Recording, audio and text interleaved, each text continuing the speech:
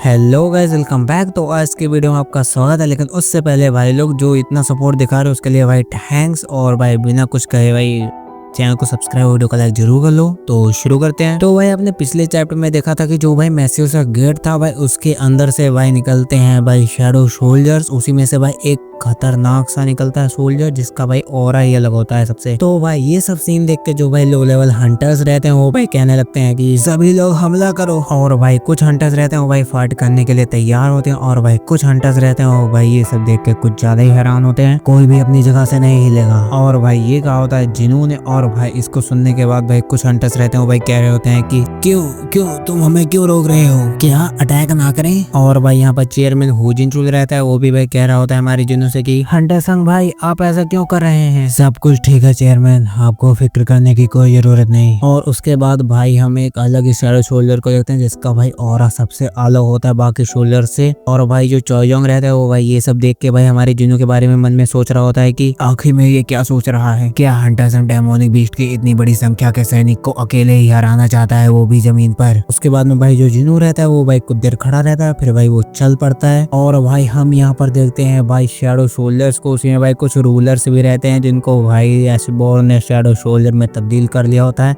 उसके बाद में भाई जो ये तगड़ा वाला शैडो सोल्जर रहता है वो भाई हमारे जिनू के सामने अगर खड़ा हो जाता है एकदम। और भाई सच में बताऊं तो भाई इस शैडो सोल्जर का भाई ऑरा ही अलग है। और ये भाई हमारे जिनू के आमने सामने खड़ा हो जाता है। और भाई यहाँ पर ये दोनों भाई एक दूसरे को देख रहे होते हैं। और तभी भाई ये शैडो सोल्जर भाई अपना घुटना भाई जमीन पे दे मारता है। और भाई हम यहाँ पर देखते हैं भाई घुटने के बल हो चुका है और कहता है कि हमारे जिनू को, मैं ग्रैंड मार्शल बिलियन, हम अपने किंग को रिस्पेक्टफुली अभिवादन करते हैं। और भाई सच में बताओ तो यहाँ पर जो भाई मैं जिनू की शैडो सोल्जर है उससे भाई 10 गुना ये आर्मी होगी। और भाई यहाँ पर एक ड्रैगन कम था, जो भाई तीन ड्रैगन भाई कतई ऑरा लेकर बैठे हैं अपना। और भाई ये ऑरा फार्मिंग वाला सीन देखकर भाई लोग कह रहे होते हैं कि आखिर यहाँ पर हो क्या रहा है। और यहाँ पर हुजिनचुल भी कहता है कि आखिर यहाँ पर हो क्या रहा है। और यहाँ पर भाई जो थॉमस एंड्रे रहता है वो भाई लेनार्ड नियरमैन से कहता है कि क्या तू उन्हें देख सकता है। हाँ मैं उन्हें देख सकता हूँ। और भाई ये सब सीन देखकर भाई लेनार्ड नियरमैन भाई बहुत ज्यादा ही शौक में होता है। उसके बाद भाई जो थॉमस रहता है वो भाई ड्रैगन्स को देखकर भाई अपने मन में कहने लगता है कि एक ही जगह पर ये 3 ड्रैगन्स, लेकिन इसमें से एक भी ड्रैगन मानवता के लिए खतरा हो सकता है। मतलब कि भाई इसमें से एक भी भाई ड्रैगन भाई पूरे अर्थ को खा सकता है अकेले। और भाई यहाँ पर जो जिनू रहता है इतनी सारी शैडो आर्मी को देखकर भाई अपने मन में कह रहा होता है कि ये रियल शैडो आर्मी है, ये वही आर्मी होनी चाहिए जो एशबॉर्न ने मेरे लिए छोड़ा था। मतलब कि भाई लोग ये जो आर्मी रहती है वो भाई पहले शैडो मोनार्क की रहती है, मतलब एशबॉर्न की, बट भाई अभी हमारी जिनू के अंडर आ चुकी होती है पूरी की पूरी होल आर्मी। और भाई ये सब जो शैडो सोल्जर्स रहते हैं वो भाई जिस गेट से निकले होते हैं वो भाई दुनिया का सबसे बड़ा गेट होता है। अगर भाई यहाँ पर सोचे तो यहाँ पर बेलियन जो है भाई वो अकेला अपनी शैडो आर्मी को मारने का दम रखता है। और भाई ये पैनल कतई खतरनाक होता है। यहाँ पर भाई हमारे जिनू के पीछे भाई उसकी शैडो आर्मी रहती है, इग्रिस बेरू जितने भी होते हैं। और यहाँ पर भाई जो जिनू रहता है कतई भाई स्वैग में कहता है कि अब होगी रियल वॉर की शुरुआत। और भाई कुछ दिनों बाद भाई कोरिया हंटर एसोसिएशन में भाई इमरजेंसी मीटिंग रखी जाती है, भाई कोई भी प्रॉब्लम हो उसको भाई मीटिंग करके भाई सॉल्व करने के लिए। और तभी भाई इसी मीटिंग में एक बंदा भाई बताने लगता है कि विदेशी प्रिंस कॉन्फ्रेंस हमसे हाल ही में हुए हादसे के बारे में बयान मांग रही है। और अमेरिका से हंटर ब्यूरो हमसे हंटर संग जिनू की जगह को पूछ रहा है। और सिटी डिजास्टर हेडक्वार्टर्स के लोग पूछ रहे हैं कि जो लोग बाहर निकल गए थे उनको क्या वापस शहर में आने के लिए अनुमति दे सकते हो। और इसके अलावा Hunter channel the Jimmy show Hunter संग जिनू का इंटरव्यू लेना चाहता है। और भाई ये सब बातें सुनकर भाई जो हमारा हुजिनचुल रहता है वो भाई कुछ ज्यादा ही परेशान होता है। और वो भाई चिल्ला कर कहता है कि मैं नहीं जानता ये जिम्मी विम्मी शो क्या है,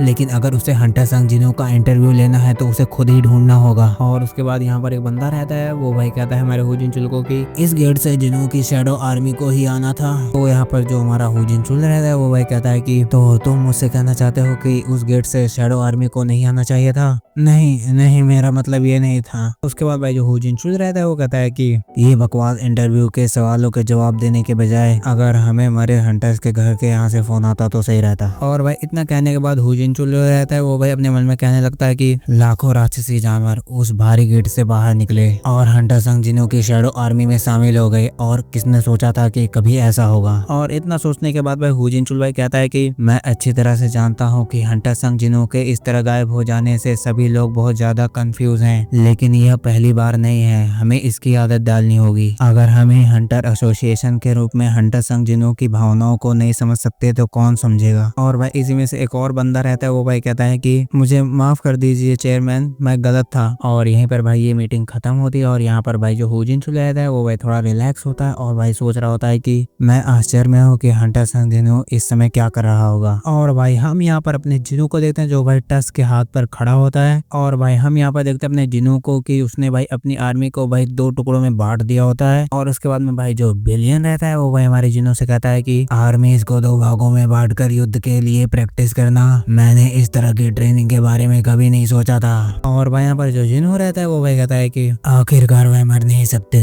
मतलब यहाँ पर जो हमारा जिनू रहता है वो भाई अपनी शैडो आर्मी को मतलब 2 हिस्सों में बांटकर भाई उनकी भाई फाइट कराएगा, मतलब वॉर की तैयारी करा रहा है। और वैसे भी भाई जो टीम जीतेगी, मतलब कि एक टीम तो भाई जरूर मरेगी, तो भाई उसको दोबारा समन कर देगा हमारा जिनू, तो वो भाई कहाँ ही मरेगी। और भाई यहाँ पर बेलियन और बेरू ये सब बात कर ही रहते हैं, तभी भाई यहाँ पर बेरू आता है और कहता है कि माय किंग, मैं ग्रैंड मार्शल पद के लिए टेस्ट देना चाहता हूँ। और भाई यहाँ पर जो हमारा जिनू रहता है वो भाई कह रहा होता है कि टेस्ट। और भाई यहाँ पर जो बेलियन रहता है वो भाई ये सब सीन देख रहा होता है। और भाई यहाँ पर जो बेरू रहता है वो भाई बेलियन से सीधा भिड़ जाता है और कहता है कि मैं एक कमांडर के रूप में ग्रैंड मार्शल बेलियन को फाइट के लिए चैलेंज देता हूँ। और यहाँ पर भाई जो जिनू रहता है वो भाई ये सब देखकर तो उसको मजे ही आ रहे होता है, मतलब एक पल के लिए वो भाई एब्सोल्यूट बीइंग बन गया होता है। और भाई कह रहा होता है कि हो 2 कमांडर्स के बीच की लड़ाई। और भाई यहाँ पर ये दोनों फाइट करने के लिए भाई एक दूसरे के आमने सामने खड़े हो चुके होते हैं। सबसे पहले भाई बेरू जो रहता है वो भाई चिल्लाते हुए भाई अपना पंजा निकालता है। और भाई दूसरी साइड जो बिलियन रहता है वो भाई अपना तलवार निकाल रहा होता है। और भाई यहाँ पर जो बिलियन रहता है वो भाई 90 डिग्री में भाई अपने थोबड़े को भाई छुपाते हुए भाई खड़ा करता है और कतई खतरनाक लग रहा होता है। और भाई इस तलवार को देखते हुए भाई जो हमारा जिनू रहता है वो भाई मन में सोच रहा होता है कि क्या ये भी इग्रिस की तरह ग्रेट स्वॉर्ड का उपयोग करता है।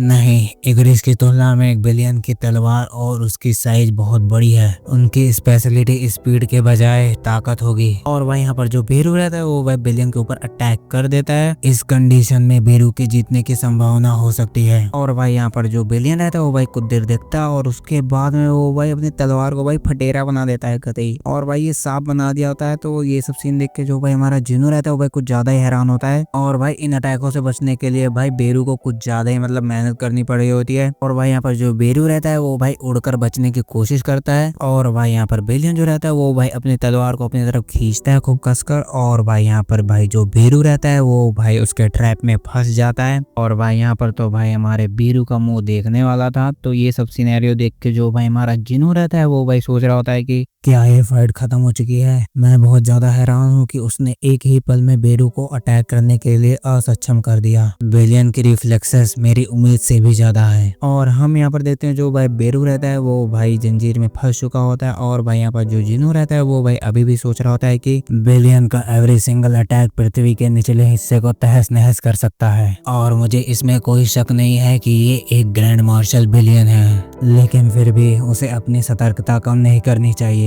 किसी भी इंसेक्ट की ताकत उसकी सबसे बड़ी दृढ़ता होती है। और भाई यहाँ पर जो बेरू रहता है वो भाई चिल्लाते हुए वो भाई बेलियन के मतलब छाती पे भाई पंजे मार रहा होता है। और भाई यहाँ का सीन कट ऑफ होता है। उसके बाद हम देखते हैं भाई बीजिंग के इंटरनेशनल एयरपोर्ट का सीन। और भाई हम यहाँ पर देखते हैं भाई इस एयरपोर्ट पे आया होता है भाई लिu जीज़ैंग। और यहाँ पर भाई आसपास के लोग भाई बातें कर रहे होते हैं कि ओ क्या हम लिu जीज़ैंग को देख रहे हैं, वह हमारे गौरवशाली हंटर हैं, वो साउथ कोरिया की मदद करने के लिए गए थे। और तभी यहाँ पर भाई लिu जीज़ैंग के पास एक रिपोर्टर आता है और भाई कहने लगता है कि हालांकि कई लोग आपकी तारीफ कर रहे हैं कि आपने साउथ कोरिया की मदद की, और बहुत से लोग कह रहे हैं कि साउथ कोरिया की मदद करने की कोई वजह नहीं थी, और आप इसके बारे में क्या कहना चाहते हैं। और भाई यहाँ पर जो लिu जीज़ैंग रहता है भाई कुछ ज्यादा ही गुस्से में कहता है कि आखिरकार कौन ऐसी बकवास कर रहा है। तो भाई यहाँ पर जो रिपोर्टर रहता है वो भाई कहता है कि मुझे माफ करें। उसके बाद में भाई जो लिu जीज़ैंग रहता है वो भाई दोबारा कहने लगता है कि क्या उन लोगों के पास दिमाग नहीं है, क्या वो लोग मैप नहीं पढ़ सकते, क्या वे लोग नहीं जानते हैं कि साउथ कोरिया के ठीक बगल में कौन सा देश है। अगर कोई इतना बड़ा बेवकूफ है तो उसे यह बात बताइए कि मैं हंटर लिu जीज़ैंग, मैं इस बात को लेकर इतना ज्यादा कॉन्फिडेंट नहीं हूँ कि हंटर संग जिन्हों उस मुसीबत को नहीं रोक पाते तो मैं भी उसे रोक पाऊंगा। अगर उन्हें इस चीज से कोई समस्या है तो वे खुद ही सभी मॉन्स्टर्स का सामना कर लें। और भाई इतना ही लिu कह रहा होता तभी भाई वो हैरान हो जाता है। और भाई पता नहीं इन्होंने क्या देख लिया होता होता है ये भाई रिपोर्टर्स भी कुछ ज्यादा हैरान होते हैं। और भाई यहाँ पर जो लियो रहता है वो भाई थोड़ा बहुत डरते हुए कहता है कि बिल्कुल नहीं। और हम यहाँ पर देखते हैं यहाँ पर भी भाई एक खतरनाक सा गेट ओपन हो चुका होता है। तो भाई यहाँ का सीन शिफ्ट होता है। उसके बाद हम भाई एक अननोन बंदे को देखते हैं जो भाई कहता है कि तो क्या बात ऐसी है कि शैडो मोनार्क हमारे खिलाफ हो गया है। और भाई इस अननोन बंदे को नहीं जानता, लेकिन ये भाई एक युगमंट मोनार्क है। बहुत बढ़िया, मैं उसका ख्याल खुद रखूंगा, तुम सब मत करो। हमें अपनी सेना में और ज्यादा कमी नहीं चाहिए। मेरे सोल्जर्स युद्ध के लिए तैयार हैं। और भाई इस बंदे के पीछे भाई ड्रैगन होते हैं और भाई ये बंदा भाई कुर्सी पर भाई राजा महाराजा की तरह भाई बैठा होता है। और भाई यहीं पर ये खतरनाक चैप्टर खत्म होता है। और भाई जैसा कि आप लोग मुझे अभी भी कमेंट करते हो तो वैसे ही भाई कमेंट करा करो और भाई दबा के लाइक करा करो और भाई सब्सक्राइब करना ना भूलो। तो बाय बाय।